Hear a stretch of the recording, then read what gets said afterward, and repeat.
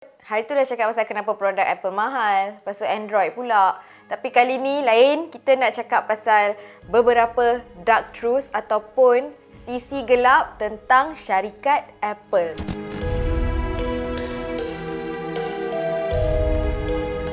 Yang pertama, konspirasi tentang logo Apple.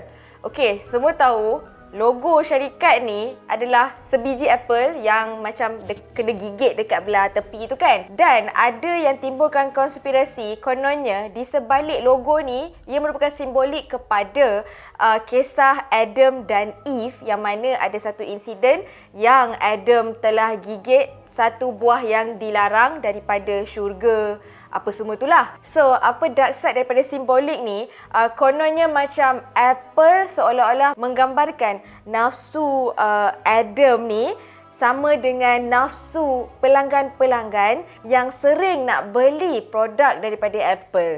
Okey, yang kedua pula, I humble. Sebenarnya Apple memang tak pernah lari daripada kontroversi juga. Walaupun kita tengok syarikat Apple ni macam sebuah syarikat yang gah, pernah jadi satu kes yang mana Apple didapati tak mematuhi piawaian kesihatan dan keselamatan untuk pekerja-pekerjanya di kilang di China, iaitu Foxconn. Khususnya, isu ini telah melibatkan pekerja-pekerja di kilang yang menghasilkan komponen-komponen untuk produk Apple. Dan sebabkan daripada itu juga dilaporkan sekurang-kurangnya 13 kematian bunuh diri di kilang Foxconn ni sendiri. Dari apa yang nak baca, punca terjadinya kejadian bunuh diri ni adalah disebabkan stres yang melampau disebabkan environment bekerja di kilang tersebut, yang mana pekerja-pekerja ni dikerah untuk bekerja shift 12 jam dengan hanya $2 sejam, serta hanya satu cuti setiap 13 hari.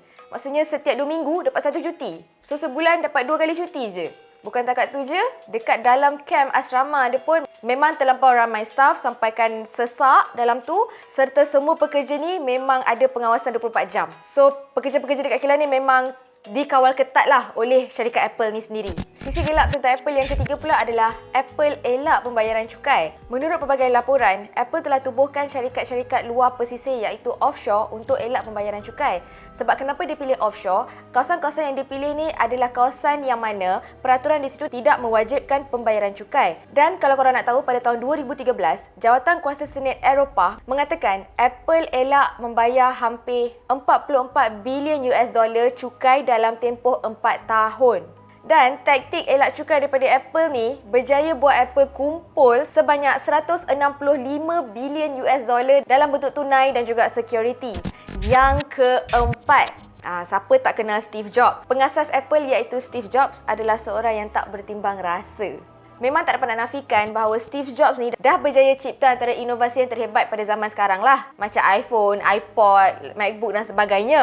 Tapi bila melibatkan bisnes dia sendiri, dipercayai Steve Jobs bukan seorang ahli perniagaan yang telus dan jujur. Malah dia pun pernah juga dilaporkan merampas keuntungan daripada share partner dia, rakan kongsi dia sendiri iaitu Steve Wozniak. Pernah masa awal-awal Apple naik dulu, Steve Jobs tak bayar bahagian share partner dia sebanyak 5,000 US dollar. Dan pernah jadi juga yang mana Steve Jobs halang ada salah seorang kawan dia memperoleh hasil daripada saham dalam syarikat Apple. Sampai sekarang memang tak tahu kenapa Steve Jobs buat macam tu. Yang kelima, Apple ada polis sendiri. Percaya atau tak, Apple mempunyai satu bahagian pasukan polis yang dipanggil Worldwide Loyalty Team.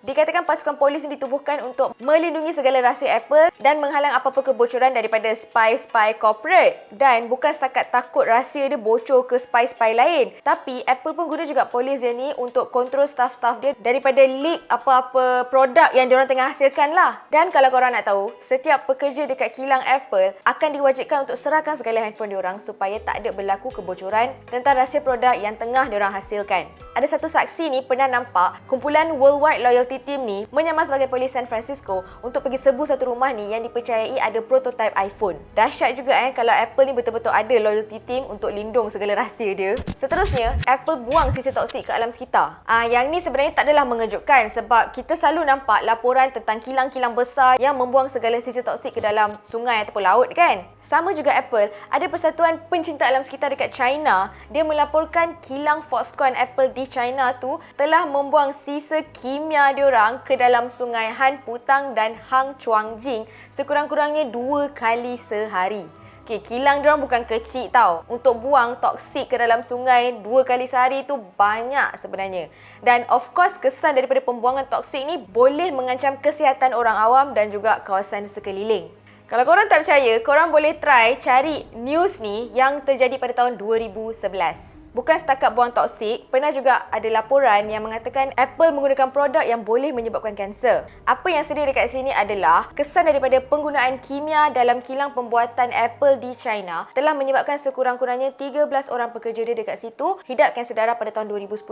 Dan mostly yang kena kanser ni pula dalam lingkungan umur 20-an. Dan daripada 13 orang tu pula, 5 daripadanya meninggal dunia. Doktor yang merawat kes ni pula kata, kanser darah yang dihidap oleh pesakit-pesakit ni adalah kanser yang rare. Jarang berlaku ke atas orang yang berumur 20-an. Dan dipercayai kes ni terjadi sebab mereka ni semua terdedah dengan bahan kimia yang digunakan dalam pengeluaran iPhone. Harapnya dah tak adalah kes macam ni kan dekat kilang Apple. Dark truth ataupun kebenaran gelap tentang Apple yang terakhir yang nak share dengan korang hari ni adalah Steve Jobs berhenti derma ke badan kebajikan. Selepas Steve Jobs kembali mengetuai syarikat pada tahun 1997, dia memutuskan untuk memberhentikan segala program amal kebajikan dari syarikat Apple. Apple memang tak ada langsung rekod sumbangan kepada mana-mana badan amal kebajikan ataupun NGO yang ada. Padahal waktu tu Apple berjaya kaut untung bersih sebanyak 7 bilion US dollar dan tak ada sesen pun Apple sedekahkan dekat mana-mana charity. So itulah di antara kebenaran sisi gelap tentang syarikat Apple.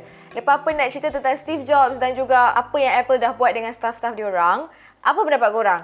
Share dekat komen.